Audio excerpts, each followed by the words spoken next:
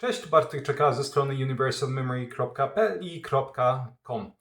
W dzisiejszym odcinku weźmiemy się za nowinki, czy relatywne nowinki, jeśli chodzi o pogranicze medycyny i dietetyki.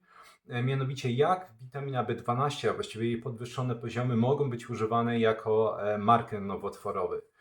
Medycyna ma to do siebie, właśnie za to kocham tą dziedzinę wiedzy, że ona nie stoi w miejscu, rozwija się niesamowicie dynamicznie i tym samym, że tak powiem, rzeczy, które były jeszcze tam 10 czy 20 lat temu nieznane, zaczynają wchodzić powoli do mainstreamu. Zaczynamy odkrywać różnego rodzaju powiązania między chorobami, związkami i właśnie takie powiązanie, jedno z takich jeszcze raz nowszych, dzisiaj sobie zrobimy. Wytłumaczmy sobie, o co chodzi z tą witaminą B12. W paru bardzo szeroko zakrojonych badaniach epidemiologicznych wykryto bardzo mocne powiązanie między podwyższonymi poziomami witaminy B12 a występowaniem nowotworów litych. I teraz, co to znaczy tak naprawdę podwyższony poziom? Zwyczajnie w większości laboratoriów, nie we wszystkich, ale w większości, ten poziom witaminy B12 jest wyznaczany jako 211 do 911 nanogramów na mililitr albo pikogramów na mililitr. To będzie, że tak powiem, to samo, bo przelicznik pikogramów na mililitr do nanogramów jest 1 do 1.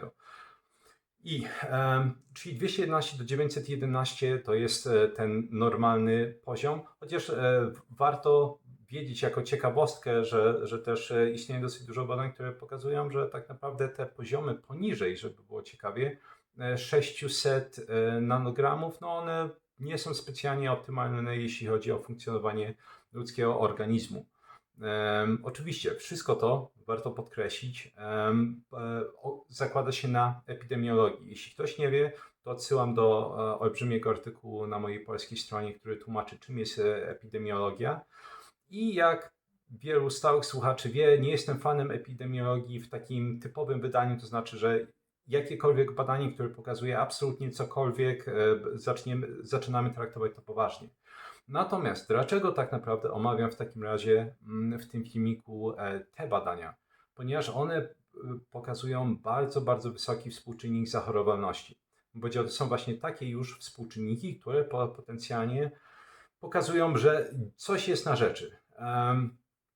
I mówiliśmy sobie, że ten podwyższony poziom witaminy B12 jest powiązany z zdecydowanie większą zapadalnością na nowotwory lite i przede wszystkim chodzi tutaj o 4 nowotwory. Chodzi o nowotwór piersi, chodzi o nowotwór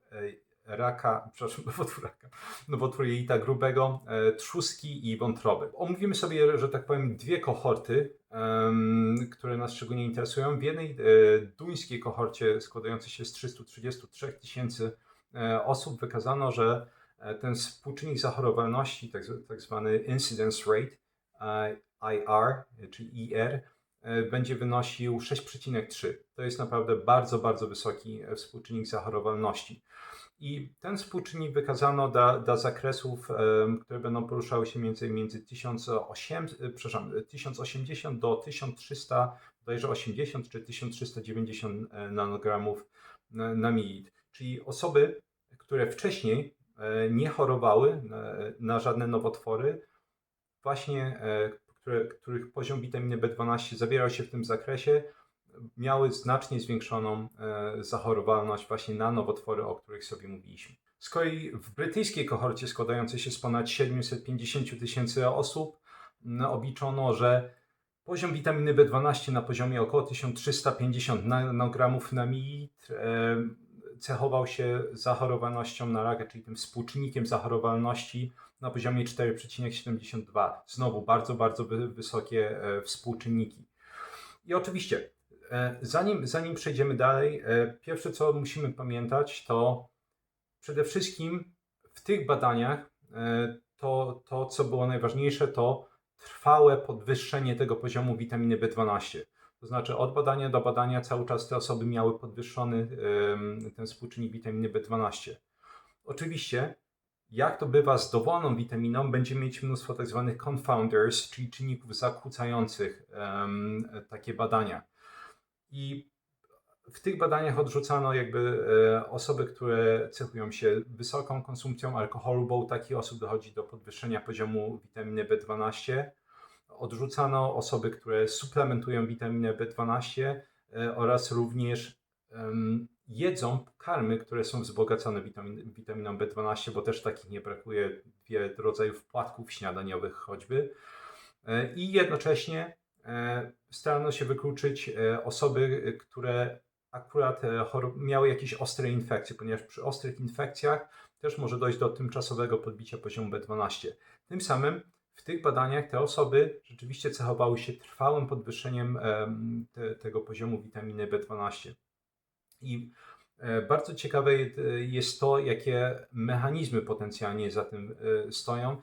Taki główny mechanizm, o który się podejrzewa, jest to, że witamina B12 będzie brała udział w syntezie kwasów nukleinowych, a więc DNA, RNA, i podejrzewa się, że różnego rodzaju mediatory nowotworowe, można powiedzieć, więc substancje pośredniczące w rozwoju nowotworów uwalniają znaczące zapasy B12 przede wszystkim z wątroby, bo jak witamina B9 i witamina B12 to są jedne z takich wyjątkowych witamin z grupy B, to znaczy one rzeczywiście są składowane w ciele, bo zwyczajnie witaminy B jako witaminy rozpuszczalne w wodzie, one nie są składowane w ciele.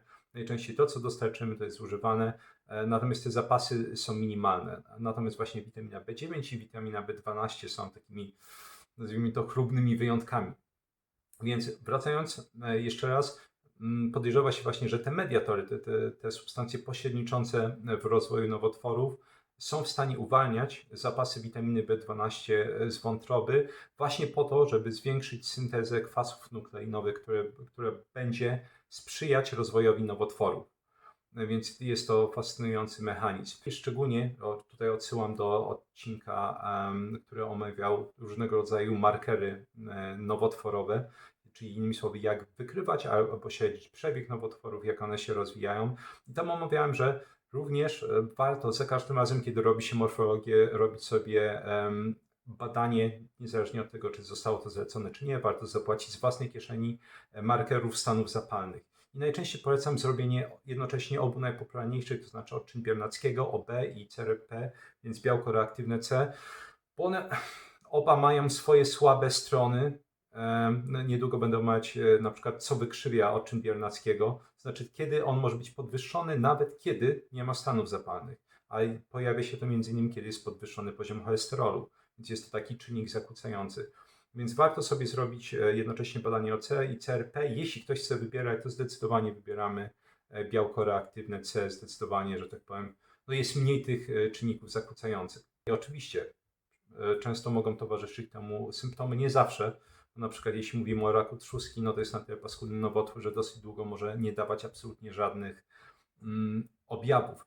Natomiast jeszcze sobie dodamy dodatkową informację, mianowicie badanie poziomu witaminy B12 z krwi to nie jest, że tak powiem, bardzo dokładne badanie. Istnieją dwa dodatkowe badania, które rzeczywiście bardzo precyzyjnie mierzą ten poziom i chodzi o o pomiar poziomu kwasu metylomalonowego i holotranskobalamina.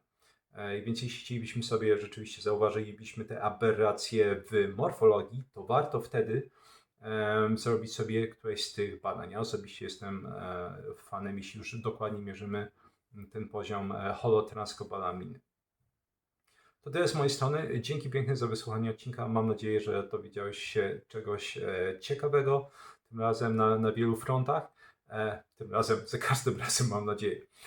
Jak zawsze 3 piosenki rockowe do wysłuchania w komentarzu, żeby mnie spędzić czas również po wysłuchaniu odcinka. Jeśli w ramach postanowień noworocznych czy innych postanowień chciałbyś zająć się nauką języka obcego, to polecam w ramach wsparcia kanału i też rozwoju własnego mój kurs Vocabulary Labs, czyli laboratoria słownictwa, czyli jak uczyć się samodzielnie języka od A do Z, żeby przestać non-stop wydawać pieniądze na różnego rodzaju materiały do nauki języków, korepetycje itd. Polecam również kurs Kuźnia Ekspertów, czyli jak samodzielnie nabyć ekspertyzę, specjalistyczną wiedzę w dowolnej innej dziedzinie. Ostatnio było dużo prawników czy studentów prawa, ale oczywiście tyczy się to każdej dziedziny, jak na przykład medycyna, dietetyka, informatyka, gdzie wymagana jest duża ilość informacji, które trzeba przyswoić i umieć znajdować między nimi powiązania, stosować je i tak dalej. Jak zawsze badania, na których bazowałem ten odcinek, znajdziesz w opisie. W opisie znajdziesz też link do newslettera na mojej polskiej stronie. Zapraszam do zapisania się. Tam publikuję artykuły głównie z dziedziny pamięci i języków oraz również rzadziej, bo rzadziej, ale też z analizy danych. I na koniec, jeśli chciałbyś ściągnąć wszystkie te informacje, które omówiłem w tym odcinku w formie fiszek, to zapraszam do zastanowienia się, do zostania patronem kanału. Link znajduje się również w opisie. Dla patronów dostępne są gotowe do ściągnięcia fiszki z tego i też wszystkich praktycznie ostatnich 20-30 odcinków, żeby szybko właśnie jeszcze raz ściągnąć sobie do programu te fiszki i nauczyć się tych informacji, jeśli szczególnie ktoś zajmuje się tą branżą, to jest zdecydowane ułatwienie do przyswajania wiedzy. Również dla patronów dostępne jest forum, na którym odpowiadam na różnego rodzaju pytania, jeśli ktoś ma, że tak powiem, coś naglącego, bo niestety im większy jest kanał, tym ciężej jest odpowiadać na pytania w komentarzach. Po prostu nie starczyłoby dnia na to. Dzięki pięknie za wysłuchanie odcinka i do usłyszenia już za parę dni w następnym.